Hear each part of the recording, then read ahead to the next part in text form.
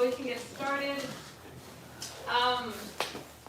Yeah, last week we had kind of talked about like intensifying your chanting, intensifying the holy name. So this week we're just going to talk a little bit about the devotional service. We're going to be talking about just like transformation through devotional service. And so yeah, we can start by just invoking the mercy of our Guru, Srila Prabhupada, and we wouldn't have any of this knowledge, any of this information without him, and we wouldn't be able to be here today to learn and practice devotional service without Srila Prabhupada. So let's get started.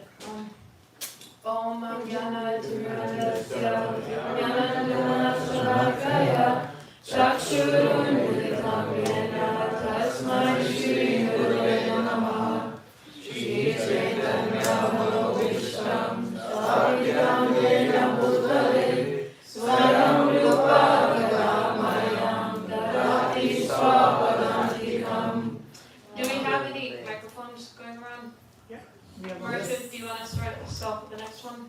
Vandeham Shri Guru Shri Uttapadagamam Shri Guru Vaishnavanscha Shri Rupam Sagrajatam Sagana Raghunatham Vitam Tam Sajivam Savetam Savadutam Parijana Sahitam Krishna Chaitanya Devam Shri Radha Krishna Paran Sagana Lalita Shri Vishakam Shra.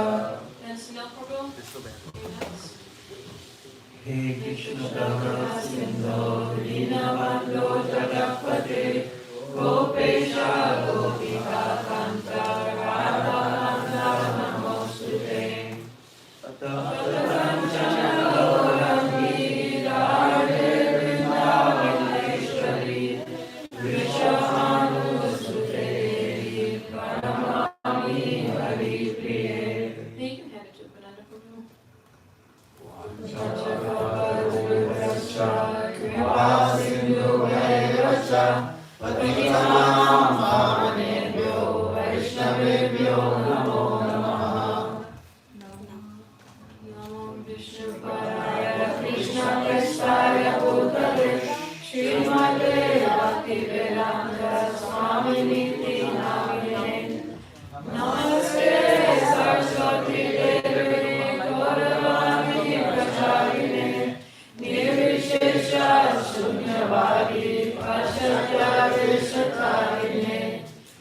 Shri Krishna Chaitanya Prabhu Nityananda Shri Advaita Gadadhara Shri Vasadi Gaura Bhakta Hare Krishna Krishna Krishna Hare Hare Hare Rama Rama Rama Hare Hare. Hare Krishna. Yeah, we can get started. We're going to be reading from Bhagavad Gita, chapter 3, text 16. Do any of you guys know the title of chapter 3? Sunil Prabhu? Karma Yoga? Yeah, nice. First try. That's good. So, I think you want to give us a first try, reading it off for us? You can just read one line and then we can follow after you. Evam pravartitam chakram Nanu Ratyatika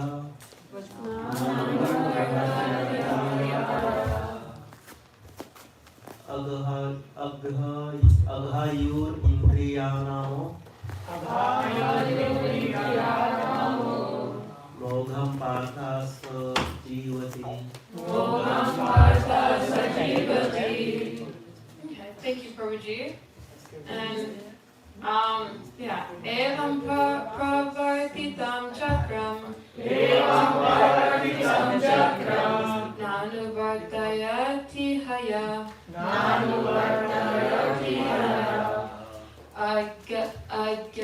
Agayor Indriya Ramo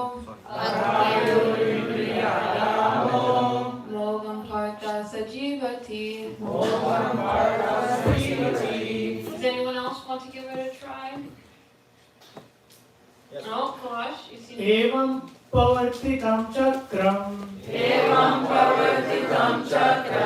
नानुवर्तत्य यः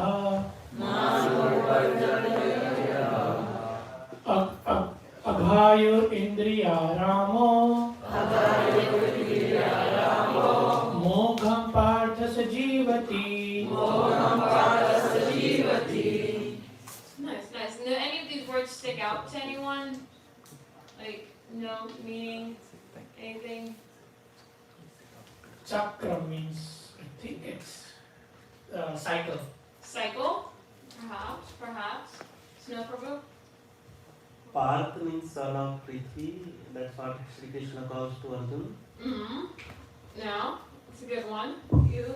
Indriya Ramo, senses, something related to senses. Okay, nice, nice. So, oh, Evam, certainly. almost. So, yeah, let's see. Evam, thus, let's see. Indriya Evam, let's see. Satisfied in sense gratification. Nice, spot on. And then part, also part, Arjuna, nice Purji. And then Chakram, cycle. Yeah. Oh, nice. You guys studying your Sanskrit, all Sanskrit scholars here. It's good to see. Good to see. Nice. So, yeah, we can go to the translation.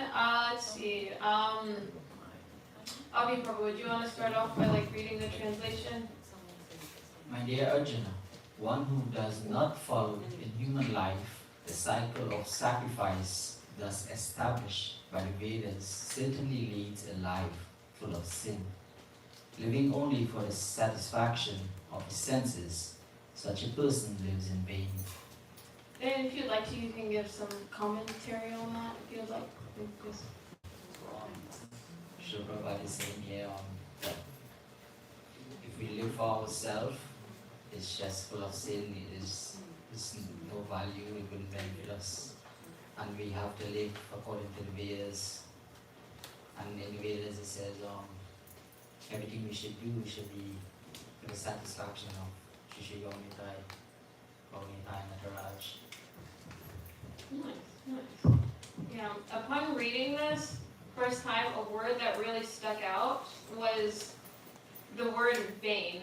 Such a person lives in vain. So just by not taking advantage of this human life, such a person lives in vain. And so vain, the definition of it, it actually sounds a little bit harsh whenever you think about it. The Webster dictionary defines it as marked by futility or ineffectualness or having no real value. So synonyms of this word, ideal, worthless, unsuccessful, useful. They all can be very daunting words just listening to it. And here Krishna is saying, if we follow if we're wasting this human life, we're not following in this life of the cycle of sacrifice, then we are living like this. We're living worthlessly, unsuccessfully, uselessly. It can be a little scary at first, but luckily, at least in this day and age, we have our Yuga Dharma, to chant the Sankirtan, to spread the holy name. And in this, through spreading the holy name, we must also chant the holy name ourselves. And something that Marisha and Gopal had kind of talked about last week is how the holy name does not manifest itself without devotional service. And this process of devotional service, it can be a bit confusing. You can easily get lost. Oh, I don't really know where to start. I don't know how to approach this, or how to even deepen my devotional service, or what do I do? Where do I go? Luckily, we have Sri Chaitanya Mahaprabhu here who has kind of guided us, showed us. He came as an example, as a devotee, to kind of show us this way, this cycle of just how we can, in our day-to-day lives, practice, not waste our lives, essentially. So, yeah, we'll go into just purport by Srila Prabhupada. Let's see. Let's have Ujjwala, would you like to read? Arjuna is very small also. Is it? This kind of small. Okay. Market कुछ हमारे do can read English? Otherwise- Yeah, I can go to the text maybe, just pull the text up on database. You could just stand up and close it. Close an option.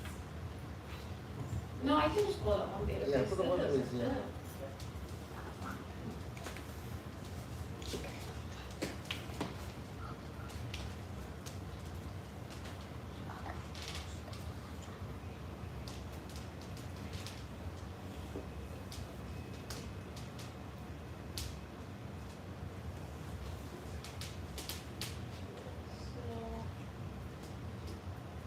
I think in the settings, right?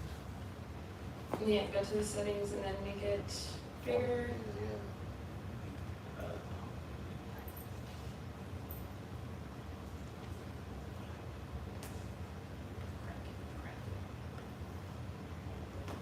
So read until Bhakti Yoga.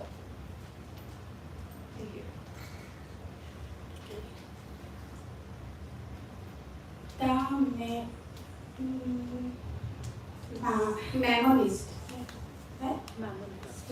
The memoist philosophy of work very hard and enjoy sense gratification is condemned very heavy by the Lord. Therefore, for those who want to enjoy this material world, the above mentioned cycle of performing yagyas is absolutely necessary. One who does not follow such a rigid regulations is living a very risky life, being condemned more and more. By nature, law, this human form of life is specially meant for self-realization in either of the three ways, namely karma yoga, jnana yoga, jnana yoga or bhakti yoga. Do you want to share anything from that, Mataji? Who does not follow religions is so they are living a very risky life.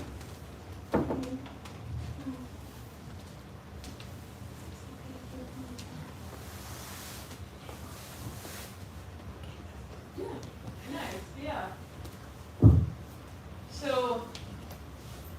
who is not following this path of yajna is living a very risky life. So here, Srila Prabhupada, he kind of breaks down, like, there's 3 different paths you can kind of take, like karma yoga, jnana yoga, or bhakti yoga. And he says that all of these are essential for, like, all of them can lead to self-realization. Specifically here, it's very easy to kind of go about your life just like, just always just worrying about just like, the future, and like working hard just to like be comfortable, be where you are. And so just the way that like Krishna has kind of set up this material world, we are allowed to, he's given us these cycles of yajnas. And so we have, like I just previously talked about, we have the chanting of the Maha Mantra, and we have this practice of devotional service. And so just simply by taking up this Krishna consciousness movement that Srila Prabhupada has given to us, we're able to like start getting to this platform of self-realization, and luckily we get to do it through the highest path, Bhakti Yoga. And but while practicing this Bhakti Yoga and starting on this devotional service and just like kind of following this cycle of yajna, it's very easy to fall into comfortability, getting comfortable with just what you're doing. I'm practicing the yajna, I'm chanting my prescribed amount of rounds, or I'm doing like devotional services. I come, I do RTs, I do dressing, or I mow the lawn every once in a while. Like I come and I do some services, I make sure I chant my rounds, and you can fall into the cycle of just, I guess, of comfortability, getting comfortable with where you are and not really wanting to like progress farther. And so the first thing that I'd like to talk about, just like in taking a step to like deepening your devotional service is to challenge that complacency, challenge that comfortability. And so in this, whenever we get comfortable, like we start just like with a regular cycle, we get comfortable, we think that we're doing like all good. Like I heard this story from a devotee about just how there was this yogi in the woods, and every day he would like wake up, he would do his prescribed like he would like chant all of his rounds, or he would like chant what he usually does, and he would just like do like his normal morning routine as like to the yajna for like his like ritual, I guess.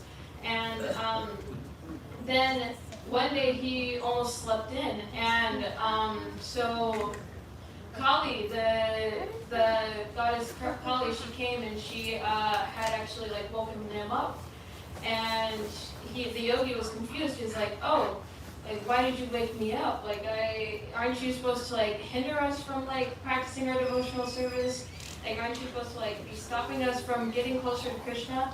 And she had responded like, well, I woken you up because if you would have missed your morning routine, if you would have gotten off schedule, you would have begun to like question your own faith, and you might have actually done some reflection and actually progressed a little bit more. And so it's kind of like a little trick in a way. And so with that, just whenever we start feeling a bit too comfortable with like our own practices, a good thing to kind of start with is like reflecting. And so a lot of us, we've been here for some people ranging from like years and years, or a lot of people for just a year, but I feel like just this entire congregation has kind of made a lot of growth, a lot of progress in just 1 year. So it's always good, as long as Coach Maharaj, he prescribes a lot, he always talks about just the importance of reflecting. And so it's good to just take a moment to like kind of just reflect on where you started and where you are now. And with this reflection, you can also see, like, okay, where am I going? You need to identify a purpose. And with this purpose, it can motivate you to do a lot of things. So the first thing that I have written here is, oh, no, I thought I had the slides up. I'm so sorry. Okay. So just identify purpose. Identify like just why we are doing what we are doing, to get out of that ritual habit, like turn it into spiritual, because with spirituality it's always, you're always growing. It's not just you remain comfortable. He calls it, I guess, like a creative zone. So there's the comfortable zone where you're always just, where you are just, like I kind of just described the comfortable zone, you're comfortable, and you want to try to get to this creative zone. And so a way to get to this creative zone is identifying a purpose. And the purpose is very strong. It allows you to live in the present. You can always focus like, oh, I want to achieve this goal. I want to do this. In the future I have to do this job, and always worrying about like the future, I have this job to do, I have so much work to do, I have this, I have that. Or you could just always live in the past, like, oh, I can't believe this happened to me, I can't believe that happened to me. And it's very hard to stay in the present. But whenever you have a purpose that is strong enough, that is, I guess, motivational enough, then you can stay in the present. And this purpose, it also, as I have written here, overrides fear. A lot of things we do, or choose not to do, it can be just solely out of fear, like, oh, I don't want to go pick the tulsis today because I'm scared I'm going to get bitten by ants, or it's like, oh, like I don't want to do, let's say, I don't want to go sweep the temple room today or go to the temple today because I'm scared that I'll miss the cricket game or something. We do make a lot of our decisions out of just fear, not just fear of like missing something or fear of this, but just, I guess, just out of fear. And whenever you have a purpose that kind of like, a purpose that is stronger than this, it's a purpose that like you see that you know that you're just like, okay, I'm just going to do this. I have this goal, I want to get it done. And so, just in this Krishna conscious movement, we're here, we're practicing bhakti yoga. I guess we all have like one ultimate goal. We continue to practice this to achieve what exactly? And why are we here practicing? Oh, this is like a question for you guys. I'm sorry if it wasn't like too clear. Anyone want to answer? Krishna Prem, Krishna Prema? Nice. Nice. mercy of Rupa. Yes, we're here so that we can get that Krishna Prema, so that we can become conscious of Krishna, so we can become Krishna consciousness, to become Krishna conscious. You know, Yom Pashyati Sarvatra, Sarvatra Mai Pashyati, Pasyaham Na Pranasyami, Sachamena Pranashyati.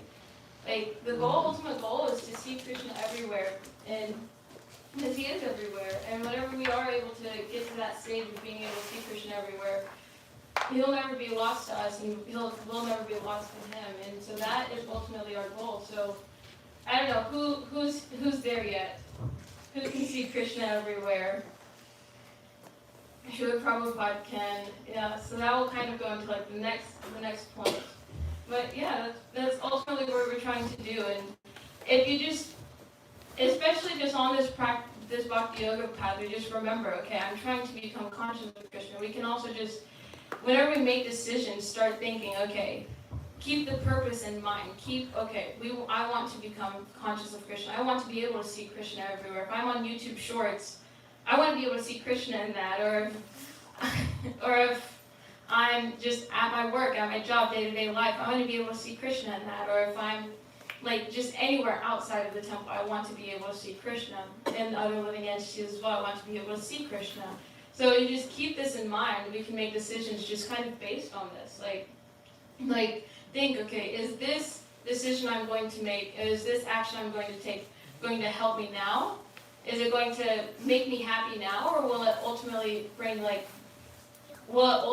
ultimately help me? Will it cause me discomfort now and then ultimately help me? So that's kind of like pushing yourself out of that comfortability zone. Just seeing, okay, do I want to remain comfortable now and just come back over and over again, just live in uncomfortable situations, or do I want to be uncomfortable for, 70 years? And then get, an eternity of happiness?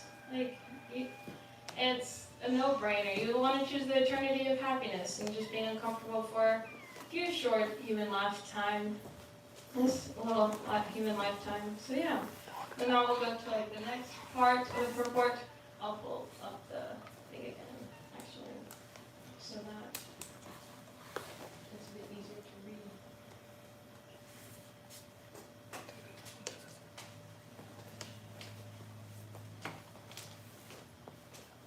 Here we go. So,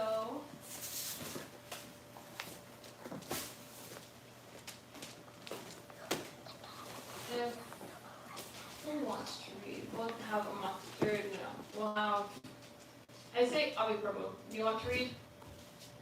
Oh, you read the translation already, actually, so Praveen Prabhu can read. And then you can just read into a pious word. There is no necessity of rigidly following the performances of the prescribed yajnas to the transcendentalists who are above vice and virtue. But those who are engaged in sense gratification requires purification by the above mentioned cycle of yajna performances. There are different types of activities. Those who are not Krishna conscious are certainly engaged in sensory consciousness. Therefore, they need to execute pious work. Nice. Thank you, Prabhuji. How many of you guys have played Where's Waldo? Yeah? You think, on a scale of 1 to 10, how hard is it to find Waldo? I've never found him. You've never found him? Oh. How things are. Okay, I see. Well, you think finding Waldo's that hard. Imagine finding Krishna. He's literally everywhere, but we can't, see him, can we? No, we kind of just talked about that a little bit. So, we can't really see him, so we have to develop like this vision. See here in the purport, it talks about, Srila Prabhupada is talking about just these transcendentalists who are above vice and virtue. They don't have to do this yagna because they have already known it. Tadviti pranipatana, parishnana sevaya, parikshanti tegyanam, gyanas tatpadarshinaha. Like, somebody, if you really want to learn the truth, you go to somebody who has seen this knowledge. They can give us this vision to be able to find Krishna and just kind of guide us. So we identify the purpose first, what we're aiming for, and just through,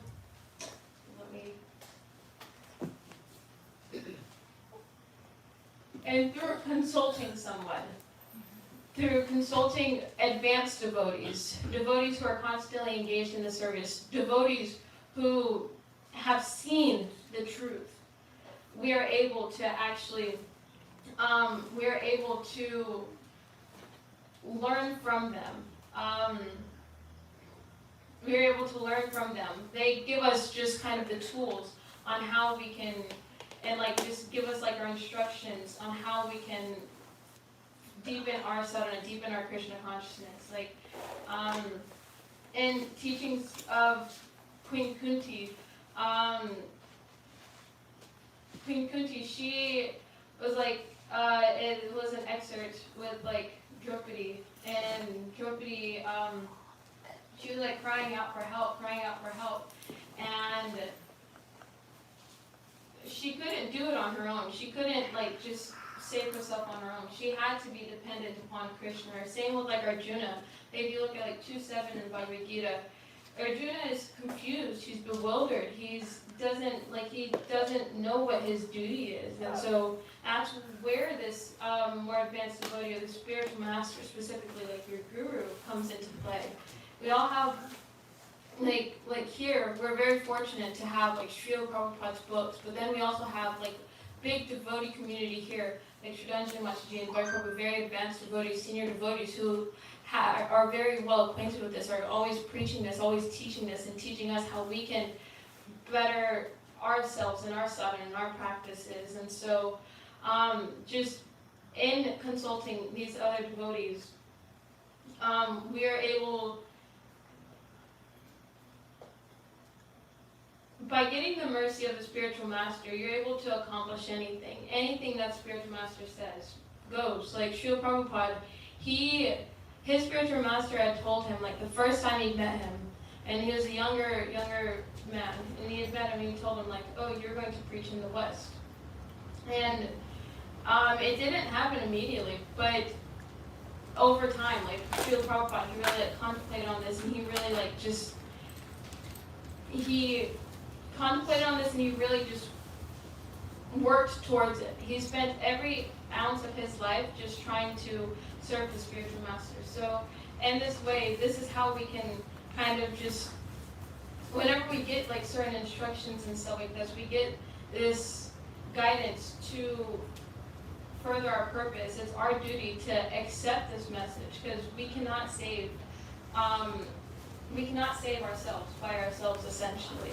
That's why we have this system of ISKCON, this society of ISKCON, where we can constantly get the association of devotees that not only just give us direction, but also give us encouragement. Because even pushing yourself out of that comfortable zone, you might need a little nudge. You might need some devotees to encourage you and push you along. And like His Holiness Bhakti Tirtha Swami, this was like during the time of he would preach, and I believe in like the Russia-Ukraine area where and communism was still like a very, very big thing. And at that time, like they couldn't do any printing of Srila Prabhupada's books. They couldn't do any printing of any books there really, and it was all very regulated, and there was just a really like heavy penalty. It was a very dangerous situation.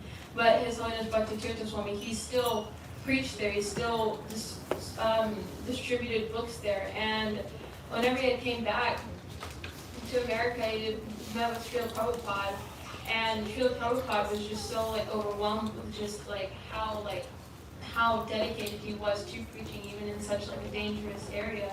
And Srila Prabhupada was just, in his Holiness Bhakti Tirtha Swami is like rubbing Srila Prabhupada's head, massaging Srila Prabhupada's head, and Srila Prabhupada was like glorifying him. Like, it's amazing that you're pleasing my Guru Maharaj by taking this endeavor, by doing this.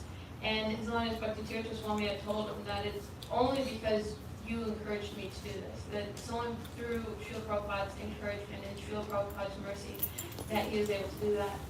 And if you look at all the great devotees, they all just, Bhakti Vinod Thakur, Srila Bhakti Vinod Thakur, and like Gurudev Kripavindudiya, he says that like, if you look at me, I have no qualifications, except, and I'm just made of the mercy of my Gurudev. So anything that we want to accomplish, we want to achieve this goal of finding Krishna, we do it through the mercy of our spiritual master. And how do we get that mercy of our spiritual master?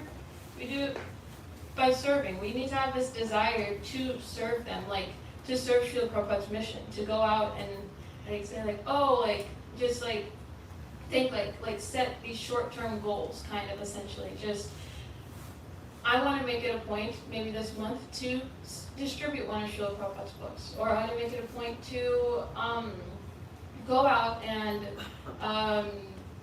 like do some chanting, do some Harinam with a few devotees, like once a week.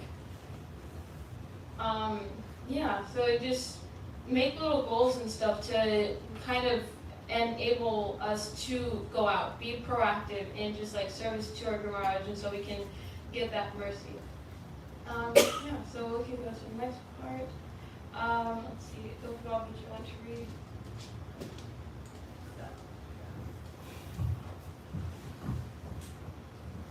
The yajna system is planned in such a way that sensory-conscious persons may satisfy their desires without becoming entangled in the reaction of sense gratificatory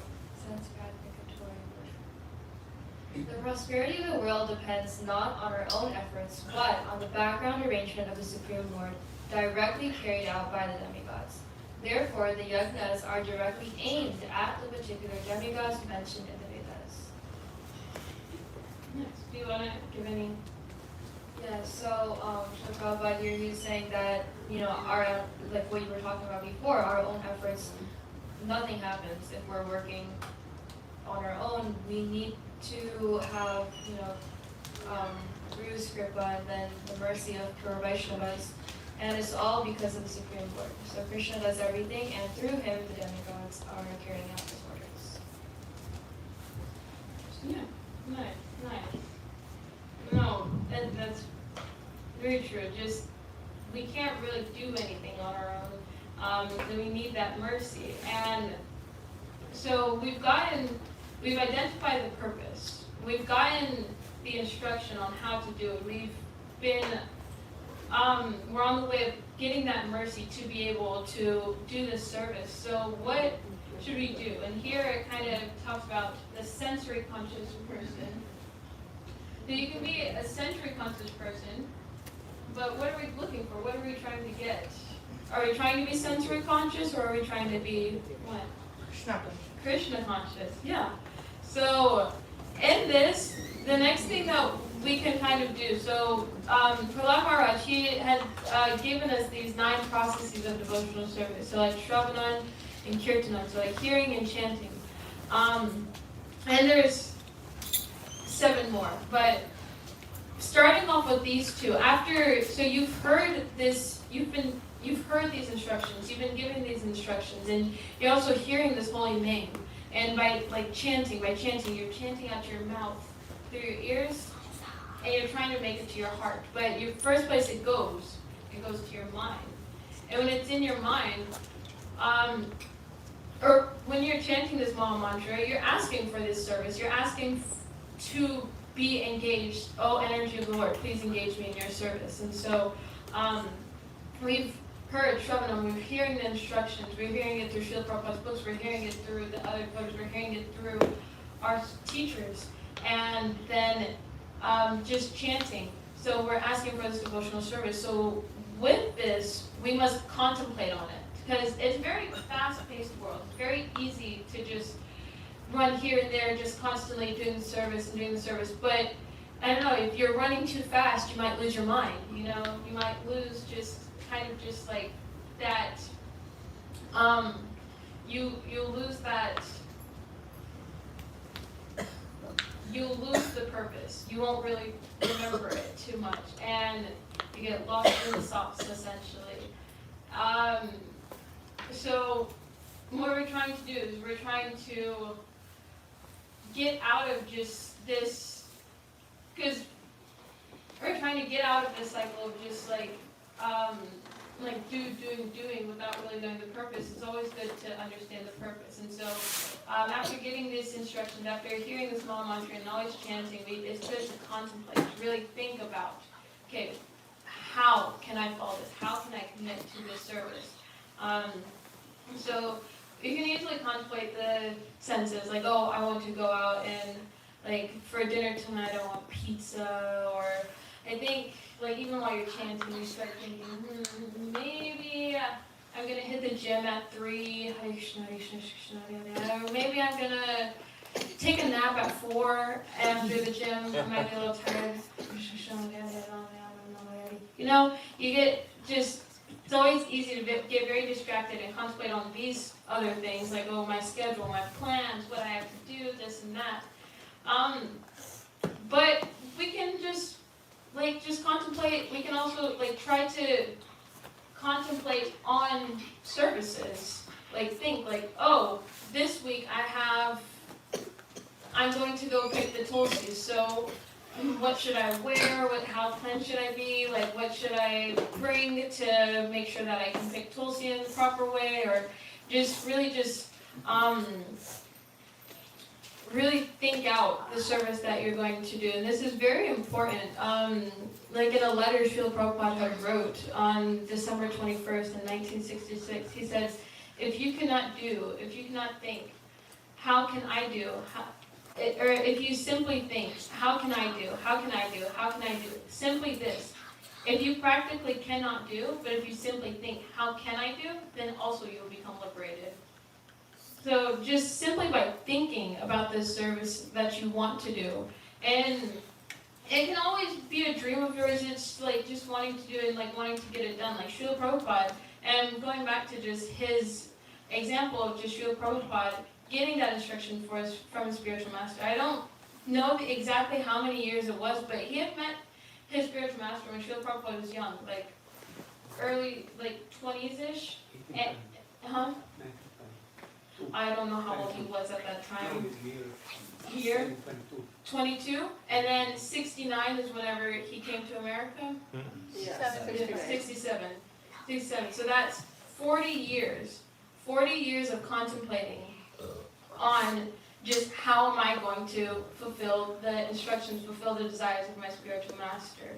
So whenever we receive these, like, contemplation is very important in any practice, just before you get to the actual seva, you need to think about, just lay out, how will I perform this seva? That's always just mode of goodness. So, because we ultimately are trying to get to the Raganuga Bhakti, that spontaneous love and devotion. But we're not there, unfortunately. Like, we're not there. We don't have that. And so it's always good to be well planned out, well thought out in your services, not just whimsically do things, and just be very conscious whenever you are doing the services.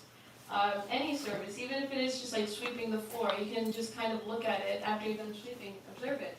Okay, how can I improve this? Or even before you start, where all can I sweep? Oh, I can sweep under the gift shop, or I can maybe pull out the instrument, sweep on that thing. You can kind of just think about, like, just really get deep into the service. And once you start contemplating on this and you start thinking, like here it says, Krishna says, that Srila Prabhupada is saying that Krishna arranges. Like, we don't have to worry, depend on like our own selves. Like the contemplating, that's good. And once we contemplate on it enough and we are really prepare ourselves and we're really dedicated to it, Krishna arranges. Krishna will give us the facilities to do any of this service. Like Krishna gave Srila Prabhupada the facilities to come here, preach to the West at the age of 70 years old. Like and he gives the facilities to anyone who's really dedicated and really wants to try. And so we'll go to the next part. Budget Govinda, do you want to read? Okay. Indirectly, it is the practice of Krishna consciousness, because when one masters the performance of yajnas, one is sure to become Krishna conscious. But if by performing yajnas one does not become Krishna conscious, such principles are counted as only moral codes. One should not, therefore, limit his progress only to the point of moral codes, but should transcend them to attain Krishna consciousness. And so yajna, sacrifices, the austerities, the different things that we do, all of that is specifically for becoming Krishna conscious. And talking about moral code, if you're only doing this out of the morality of it because it's a good idea, that's akin to doing it for material benefits, for the material aspect of it. And our goal is to transcend past the material, past the moral codes, and to attain Krishna consciousness, to attain the platform of transcendental goodness, so that Vasudeva state. Nice. Yeah, exactly. We're trying to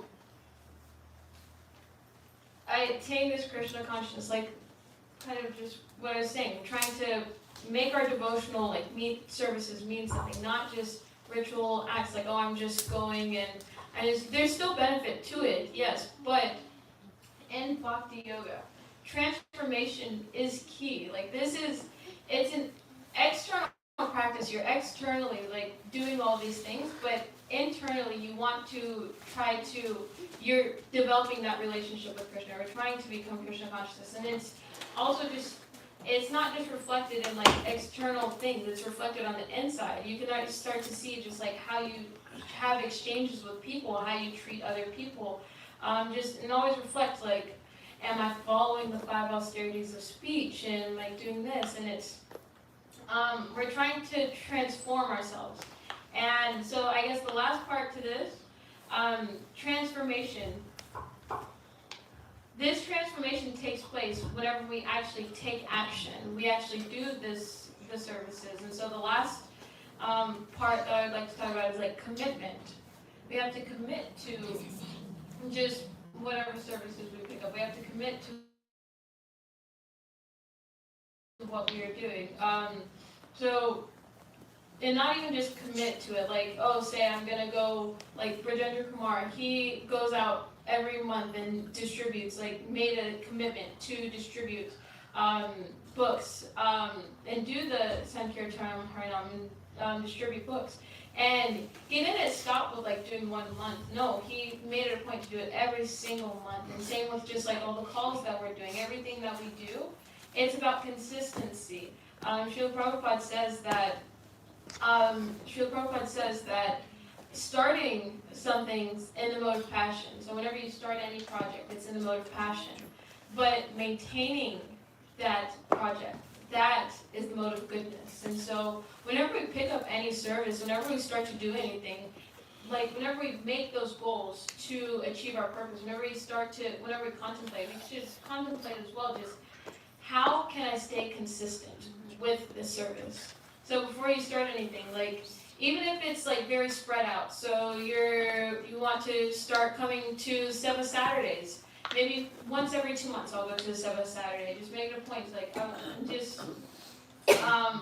because this commitment, it empowers your actions. It empowers you to be able to do this service. A big thing that people are very scared about whenever it comes to picking up more devotional service, picking up more services, is it's everybody's favorite excuse, the time. I never have time. And the thing is, Krishna is time himself. So if we just kind of give ourselves and we commit a little ounce of our time to Krishna, he arranges it for us. He takes care of it for us. And so that's not really something that we have to worry about. And we just have to focus on how do I stay consistent with it? How do I keep up this service myself? In the Bhagavad Gita, Krishna tells us to abandon all types of religion and to come to him as well. And we do this just by starting to make this commitment, starting to make this time, give this time to Krishna. Even though in Bhagavad Gita, Krishna tells us to like come to him, he doesn't really explicitly say like, oh, how do you come to me? And well, he did share throughout Bhagavad Gita, but he also came as an example, as like Lord Chaitanya Mahaprabhu, to kind of teach us and show us how we can like dedicate our time to Krishna and how he can, how Krishna can, or how we can become devotees of Krishna, how we can learn to develop this love for Krishna. And in this way, we should follow Mahaprabhu's example. So we're going to read a quote from him real quickly. Mahaprabhu says in the Chaitanya Charitamrita, Adi Leela 3.20, he says, I shall accept the role of a devotee, and I shall teach devotional service by practicing it myself. So by practicing it myself, that's how he showed us. So we are trying to get to this platform of being Krishna conscious, of just seeing Krishna everywhere, but Golokita Karmadana. This, Mahaprabhu has given us this treasure of divine love. And this treasure of divine love, we don't want to keep it to ourselves. We want to be able to share it. Recently, like I went a little ahead in the Chaitanya Charitamrita for the reading this week. So a few spoilers for those of you who are going to be there. But it talks about like Mahaprabhu's, Krishnadas Kaviraj, he kind of went into explaining just like a figurative tree of Mahaprabhu, just the tree of devotional service. And with this tree, like Mahaprabhu, it's a universally like just large tree. Mahaprabhu, he planted it, and it started with just Madhavendra Puri. He was the seed, the first seed to fructify. Madhavendra Puri, he had disciples, Ishvara Puri, Ramananda Puri, Paramananda Puri, and all of them, they're the roots of this tree. And they are examples on how to like just kind of get to, like they were the first people to exhibit this ecstatic love of Godhead. And just this tree, from them, it exploded. It's so big. And Mahaprabhu, in this chapter, then what we're going to be reading this week, he's telling us like this, he can't do it by himself. He can't like just pick out all the fruits and distribute all the fruits alone. Because what if he misses somebody? What if he doesn't get the chance to give it to everybody? So here, we should kind of use this as like just, we all have a specific duty. We want to become Krishna consciousness, and then we want to aid in Mahaprabhu in sharing this Krishna consciousness with everybody. That's kind of just, so it starts by just first, I don't know, do you guys want to give it a try? Like see if we can go through it? What's the first thing that we should start to do?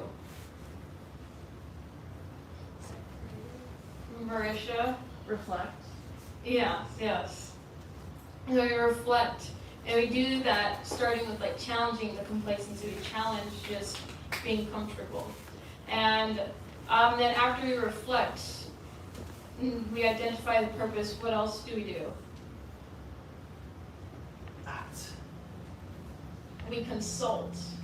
We consult a teacher and a spiritual master so that they can guide us.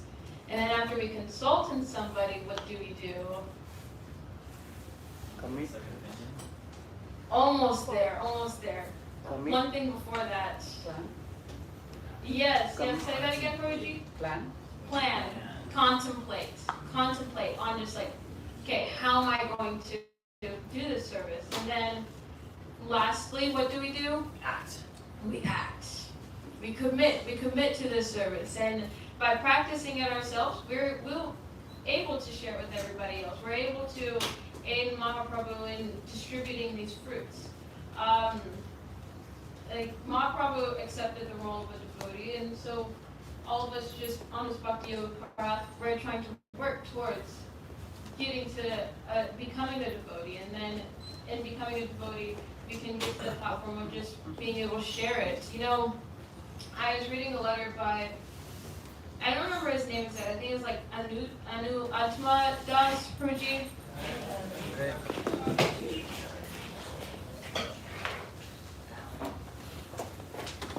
And he, in his letter, it was a Vyasa Puja letter to Srila Prabhupada in 1986, and he had talked about just how this devotion, or how distributing Srila Prabhupada's books, this service to Srila Prabhupada, it's the most intimate service you can do for Srila Prabhupada, is distributing his books. And it's something that's going to be here for us right now, as well as like his disciples and like their disciples, their grandkids. It's going to be available to everybody who's practicing. And so just, you come closer to Srila Prabhupada, like just, Srila Prabhupada spent so much time, his entire life, just writing all these books. Not for them to just stay, Bhagavad Gita as it is, stay on the shelf as it is. That's not what he wants. We're supposed to distribute. We're supposed to distribute these. We're supposed to share this Krishna consciousness. And that starts with ourselves. It starts by first reflecting and making sure that we are doing good in our own sadhana and just really transforming from our devotional service. So we're going to take a little journey, guys. So here, I think the text might be a little small, so I'll just read it. We're going to go to Gaurunga's garden. So before we go in, Mahaprabhu is telling us in Chaitanya Charitamrita Adi Lila 939, distribute this Krishna consciousness movement all over the world. Let people eat the fruits and ultimately become free from old age and death. So this is Mahaprabhu telling us, okay, distribute these fruits. So we're going to go to his garden and we're going to find all of these fruits. So if you go in, you're going, we're getting closer, boom, we're at the tree. You see Mahaprabhu there, nicely pouring the water on the tree, and just all these devotees picking these fruits and sharing the fruits. You can see that. And Srila Prabhupada, one of these branches on the tree is ISKCON, is this International Society of Krishna Consciousness that Srila Prabhupada has established for us. But if you look even deeper, if you look even closer at another branch, you'll see ISKCON Orlando, and at ISKCON in Orlando, you'll see Shraddhanjali Mataji helping Mahaprabhu with maintaining the garden, taking care of this tree of devotion. And you'll see a bunch of devotees enjoying the fruits of this tree that Mahaprabhu has planted. Then you see a bunch of devotees in the kitchen preparing the fruits for distribution. And then you'll see devotees hard at work distributing these fruits. This fruit of just devotional service. This, and like, shout out to Brajendra Kumar, he's like on the altar right now, but he distributed a Srimad Bhagavatam set. Like that's a very big accomplishment, and it's Haribol!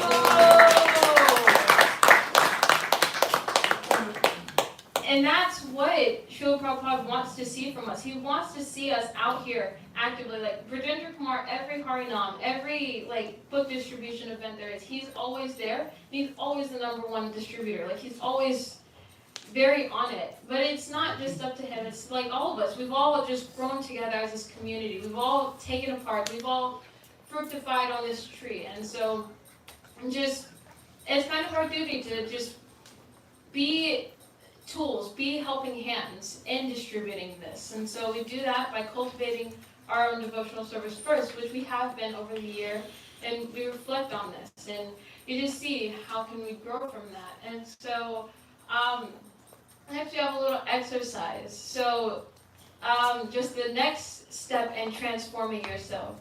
So I just ask everyone to just take a moment now and like pull out your phones or like on like a pen or a paper or something, just write a goal, like a short-term goal. Like our long-term goal is ultimately become Krishna consciousness, but what is something that we can do now to bring us closer to this goal?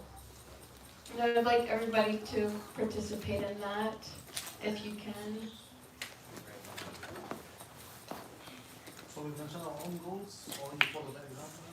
Oh, well, these are certain examples of it. So, yeah, some examples is just like maybe increasing the amount of times you come to the call, or just like I know sometimes in household life, it's a little hard. Like somebody's cooking dinner, one person's able to join the call, one person's out like cooking dinner. Then you can make it a point, like, oh, this week my husband's gonna cook. I'm gonna go to the Chase Honey Church Talmud reading, or even just bettering the quality of your rounds. Or if you're chanting like a few rounds, maybe you want to increase it, or just even consulting, just like the temple devotees here, and just asking, okay, what can I start doing at the temple? A service that I have this day, this time, I want to do something. What can I do?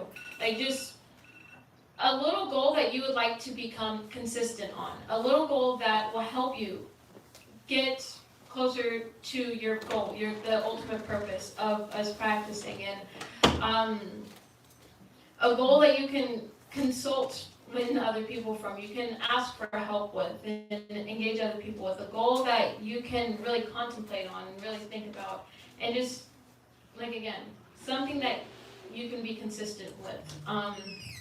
Yeah, does everybody have that goal? Does anybody want to share a goal? You know, just be inspiration for others, you know. Give some ideas. One of my goals is to increase the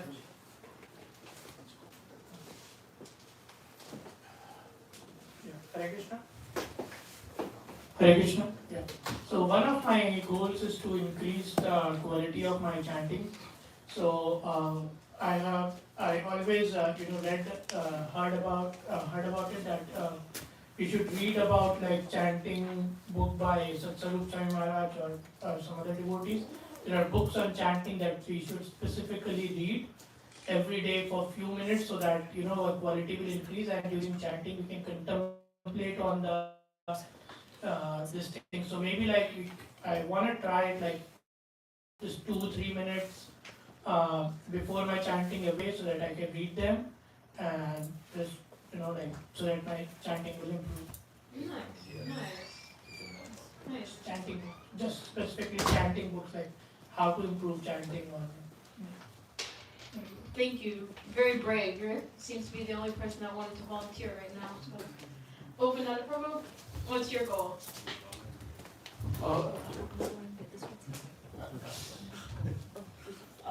Sometimes become complacent, devotional practice. After last week's presentation on Holy Name,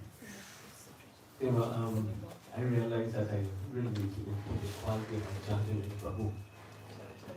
So last week's class was like a little wake up, from all my little slumber, so to speak. So I make sure before I start my japa, I go through the sixth article, and also I make sure I do at least 8 rounds, focus rounds in front of my altar before I do anything else. So, I will also be reading about the Holy Name since after the class, about what's the purpose of the Holy Name, chanting the Holy Name, and I look at the scriptural references, what are the other benefits, and so forth. And if one is not getting taste, I also go through the 10 offenses against the chanting of the Holy Name every morning before a chant. So if one is chanting for years, if one is chanting for years and is still not getting any taste, it means we are committing offense. We are not, and we are committing offense. There are 10 offenses. We are committing offense. Either we are inattentive, or some, we're committing Vaishnava Aparad, blasphemy of devotees, or what have you. So this is something that I think quite useful for them. At least for me, it's reminding me, so I don't become complacent again.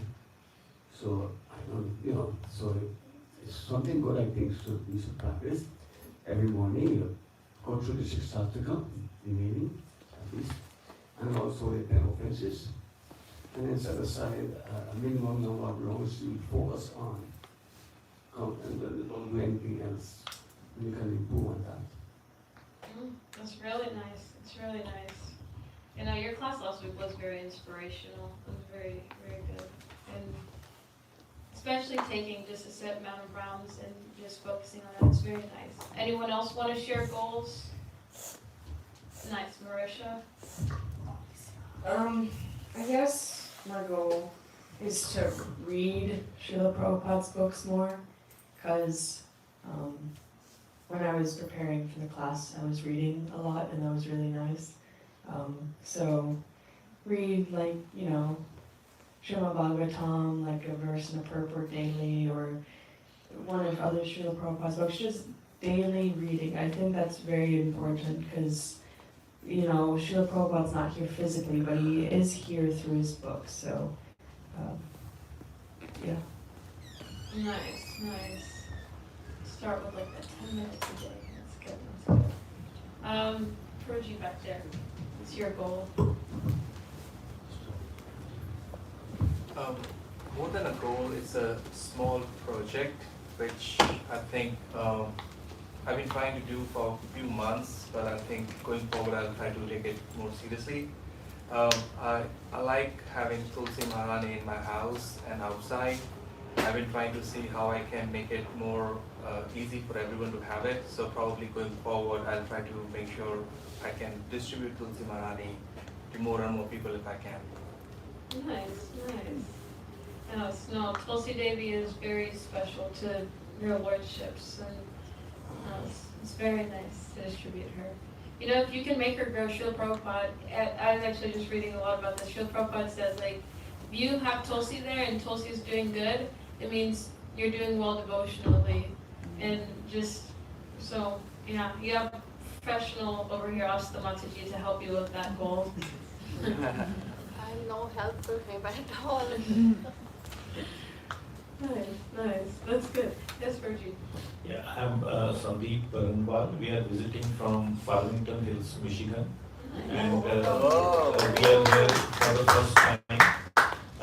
When we were here, like I was just trying to find out where is the Krishna temple here, and me and my wife Sarita, she's also there. So, you know, we just figured out that today we have a Sunday feast class from 4 to 8. Anyhow, we reached here around like 5:30, and we are participating here for the first time, and really impressed with all the devotees and what the class is going on in the Sunday feast. So just wanted to add this because we have been chanting like 16 rounds for last like 1 year now. And about this, I was wondering like how the temple looks like, but I'm very happy to see all the devotees and the surrounding of the temples and everything. I could see a very nice peacock outside, you know, and blessed to be here. Hare Krishna. Hare Krishna. Thank you for joining us. Hopefully you guys, you know, eventually move here. Shishini Tiger and Entourage, they have a strong hold on people, you know. You come here once, you know, always come back. Just, no, I'm just kidding, you guys. But thank you for joining us today. Warm here. Did you have any goals that either of you would want to share? Maybe just moving forward in your devotional life practices? Yeah, actually in Farmington Hills, we are directly connected with the ISKCON temple, and we regularly attend Bhakti Viksha over there. Nice. So, like Bhakti Viksha, the Prabhuji always pushing us, like just saying more, attending more. So in the Christmas day, we all have like, no one need to go in the office, so everyone has like a holiday kind of, so they are pushing us, like just like share your realization, choose one sloka from like Bhagavad Gita, maybe Srimad Bhagavatam, and just explain your transformation, your like experience to everyone. So and he said he just make like 2-3 presentation, 2-3 slides like presentation. So we are focusing over there, but he always like pushing us to do more and more and more. So right now we both like chanting 16 round and doing all Mangala Aarti and Sikshastakam in the morning. And also I'm just like used to read every day in the evening, like 15 minutes, maybe 20 minutes, some like the Bhagavatam. So I just wanted to do like just consistently whatever I'm doing right now. I just wanted to do this consistently, just without breaking. Yes. So this is my goal to just like whatever right now I'm doing, I'm just thinking like to just do continuously this one. Nice. Yeah, nice. this is my goal. So just How do you stay go over to here. do that's amazing. That's amazing. Nice. Anyone else want to share? Oh, Bridget, you're I also want to do the 10 minutes of Prabhupada books reading every day. I started, but then I fell off. I think every day, 10 minutes. That's the goal. Nice. Consistency is key, Prabhuji. You got this. Nice. Anyone? Abhi Prabhu? Two things I wanna do like for my personal benefit. I had started a chapter a day, and I did like 8-9 days, and then stopped for some reason. So I want to like restart that chapter a day, maybe try to continue. As you say, consistency is very important, and then for the public benefit, try to do more chanting in the public. So I mean, hurry now. Books distribution is important, but sometimes you don't have enough devotees to do the books distribution, while so at least if you do this chanting, you know. Nice.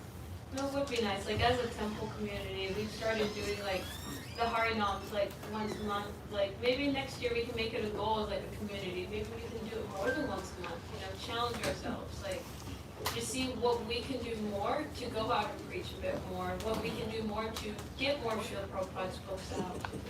Nice. So, yeah. Well, go on to the next thing. Anyone else want to share? Any more goals? Anything? I would like to share my chanting realization. Yeah. Like, I usually try to get up in the morning by 4:15 and get ready and, complete my chanting whatever maximum rounds possible by 7 o'clock. So, and then, in our Bhakti Vriksha, there is a chanting japa call group in which like from 5 to 7, we have a WhatsApp group in which we share, and like if something of this kind can happen here, so that that becomes kind of reminder, and everyone get up if possible in the morning and chant whatever maximum rounds in the morning, because that is the best time when you can do it with more concentration and with more passion and with more effectiveness. Because otherwise later in the day, the chanting is not that much focused or with more concentration. So this is my realization that whatever maximum rounds you can complete in the morning is good for chanting. Nice. Yes. Just setting that goal, getting to it. Nice. So, just I guess in the future, for like just as we kind of just grow in our own bhakti practices, as we grow closer to Krishna, like everything that we are doing here, like setting these goals for ourselves, and just all the activities that we do here at the temple, they all have a purpose, and they all are there to help us grow closer to Krishna, to get closer to being able to see Krishna everywhere, to become Krishna conscious. So, as we go about like our devotional service, maybe we can just, take these 4 things, just 4 C's: challenge, consult, contemplate, and commit. So that concludes the presentation for today. Srila Prabhupada ki Jai. So if there are any questions, comments, takeaways?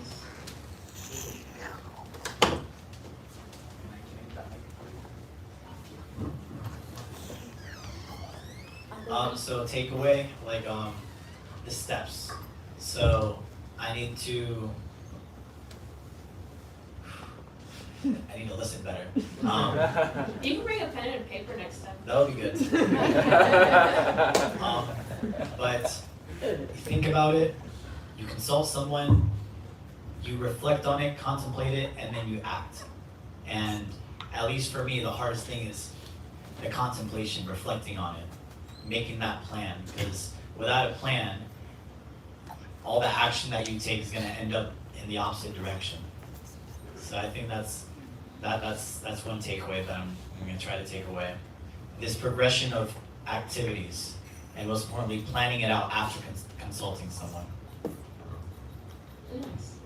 Hare Krishna, a very wonderful class. My key takeaway was I like that tree of Mahaprabhu where he was in the center and Madhav Puri was the seed and like all the devotees, Shraddhaji Mataji doing some more point. Not here, but like in the picture, yeah. Yeah, so all the devotees are there and they're trying to distribute the fruits. What's the rush? Somewhere. He's right there. Somewhere. Yeah, he's right there. Yeah. Yeah, eating the fruits.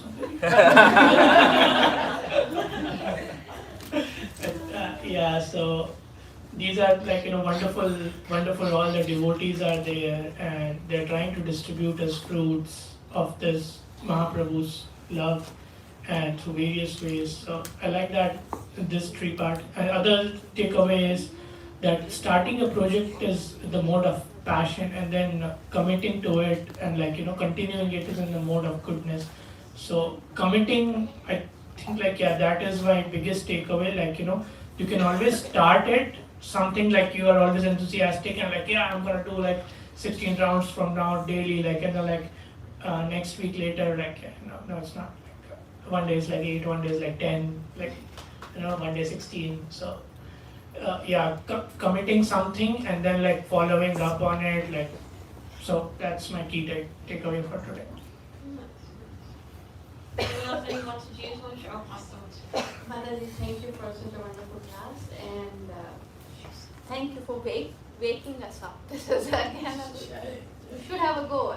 You think you had one, you forget, then keep setting a goal and keep getting there.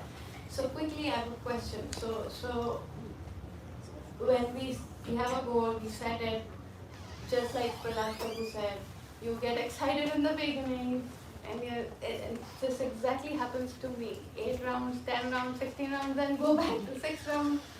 So how do you stay super consistent? Life happens, work happens, the day goes by. Is there any advice that you have? Okay, this is your goal. You're setting, set short goals. I guess that's one way to get there and consistently follow. Is there any additional advice that my biggest piece, I want to get to 16 every day, but that obviously it's not I jump around on numbers. Quality is important, number is important, both are important, so hard to achieve that. Any advice that you can give regarding japa? Because that's a priority that unfortunately word it gets pushed around. So setting a baseline, I've set a baseline, I'm following that, but then how to keep pushing that baseline all the way to get there, Okay. Yeah, I will try with whatever knowledge I know, but Prabhu might have to answer this. I guess just something that sounds not very practical, but just praying for just this desire to want to do this, just praying to Srila Prabhupada, I really want to commit to this, even Srila Prabhupada, he'd always tell his disciples, I'll never fall down, but then one of his disciples had walked into a temple and saw him praying to the deities, praying to never fall down. And I believe it was I forget her name, I think it was Yamuna, I don't really remember too well, but she had asked him oh, so why are you praying? You're a pure devotee, why are you praying to never fall down? And so Srila Prabhupada, he responded this is why I'll never fall down, because just always praying. And so one, praying, and then two, just kind of what Gundwab and Murish had talked about last week, just chant anyways. I know starting off getting to those 16 rounds, I didn't know anything about that. You had to focus on the quality of it, that you had to like do all of this. I didn't know all of that. I just was like, oh, this seems fun, because I was always around like Radhika Rupa and he was always chanting. I was like, this seems fun. And so I just do it like while driving, and I just kind of just do it like while doing homework, and I'm like left-handed, so I just or just like during lectures, just anytime I could, I would just chant. I didn't really necessarily focus too much on like, oh, it has to be like perfect. And then slowly later on, as I like started coming more and getting more association from devotees, I learned, oh, like maybe it's good to start taking them seriously and like start doing them without all the extra stuff and doing that. But I'd say just start off, just do it. Like whenever you can, like whenever you get the chance, like just do it. And just as you get to doing it, you make that commitment. Krishna will allow the time for you to be able to take time out of your day to be able to focus on starting off like Upananda said, doing a set amount of rounds, like 1 or 2 rounds that are quality rounds, and then just gradually working up from there. So first, get on doing it, and then after focusing on quality. I don't know, is that? Yes, that's good. Just because we have been hearing about setting up the rounds, the 16 rounds and quality rounds. So now my question is 16 a number or 16 a quality? I think. Yeah, go ahead. Anybody? Prabhu, I think it's both, right? The quality is important, but making, just like Mataji said, this really collectively, that you have to first make the Both? time. Anyone else? Yes, Prabhu, I just want to give one example. Like Is 16 a number or quality? I say quality. Answer this question first. It's number. Then you can answer. I mean, when you, Someone says both. when you Quality. Someone says quality. number. Number. 16 is quality. Because when you get initiated, you take that vow, chant at least 16 rounds. Right. So that initiation. Now, if I Finish, Prabhu. there's a verse that says that anyone can remove reactions to unlimited sins, even we chant unconsciously, jokingly, for musical entertainment, or neglectfully. It's in Bhagavatam. I know the words in Sanskrit, but I can't recall right now. But this is the translation. So, like the last week class, chant anyway. Irrespective of how you chant, hard and fast rules, you get benefit. But if you chant more quality rounds, you have maximum benefit because of offenses and all these things. Chant anyway. Nice. So now, So, what were you yes. saying? Yeah. Let's finish. Oh, are you done? I'm so sorry. Yes. So, like I said, this is what, when you take initiation, that's how you make, at least 16 rounds. They don't say anything about quality, but quality then is important. I mean, it will come gradually. Like, it's good if you can focus, if you can chant quality rounds. Look at Ajamil, he chanted unconsciously, calling his sons. And he was saved. Moses, if you chant, with attention, quality rounds, surely you go back home. Right, so 16 is quality in the sense we don't start 16 only at the time of initiation. So specifically, like we're giving the examples and training over here, quality means what? Now, and in terms of the number of chanting Hare Krishna mantra, right? Not just the 16 number, any number, no. 16 rounds in terms of chanting Hare Krishna rounds. Now, what is the Mahamantra itself? Itself is what? Is pure substance, pure name, of course, holy name, Harinam, Prabhu, Harinam, is pure anyways. Whether you chant one quality or 16 unquality. See the point? You could chant 16 rounds unquality rounds. With the left hand cooking or something, 16 rounds done. And right hand driving or doing something else. Right? So the quality begins with one. First one you're doing it, right? So what we train and teach everyone here, do one round only, even in the small beats. But this is how you do. Like we have japa with the absorption, trainings and sessions we had. So from there onward, in the first day, we tried to focus on the quality.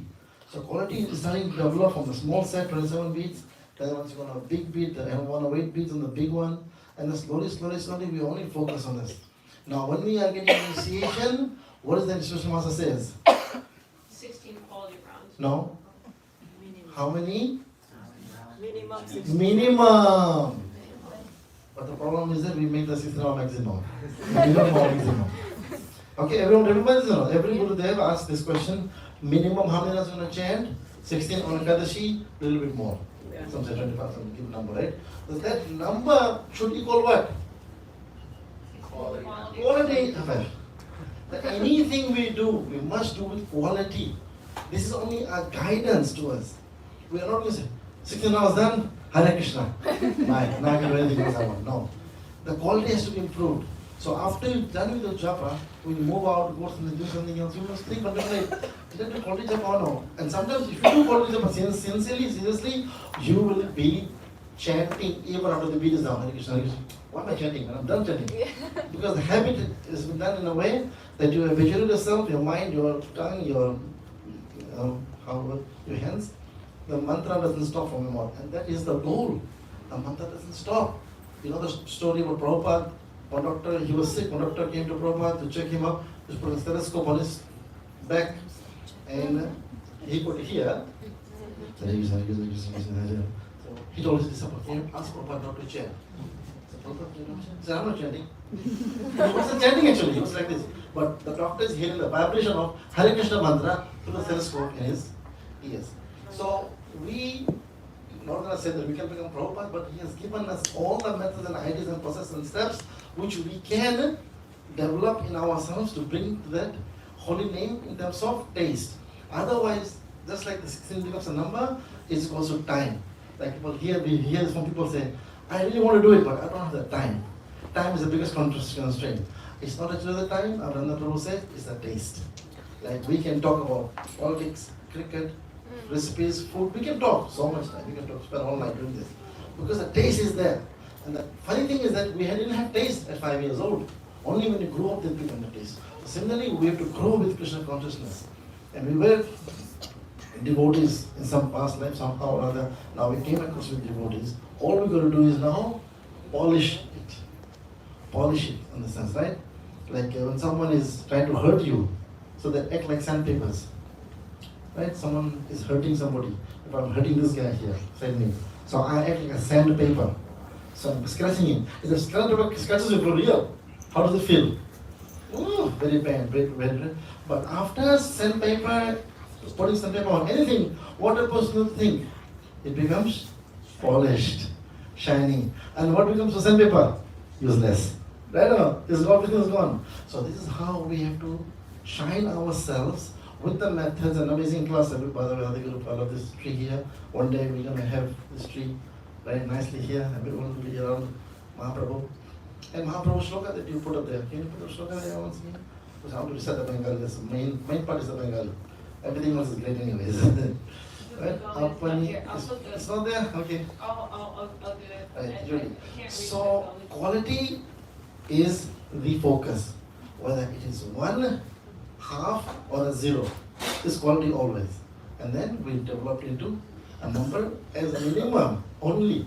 Because 16 is also not the final number to do. Minimum. On Ekadashi, on Nirjala Ekadashi, what we do? How many numbers we do? 32. Mostly 32. 32? 64. It's like a little boy count here. Can you give me 64 rounds? So 64 rounds we can do minimum.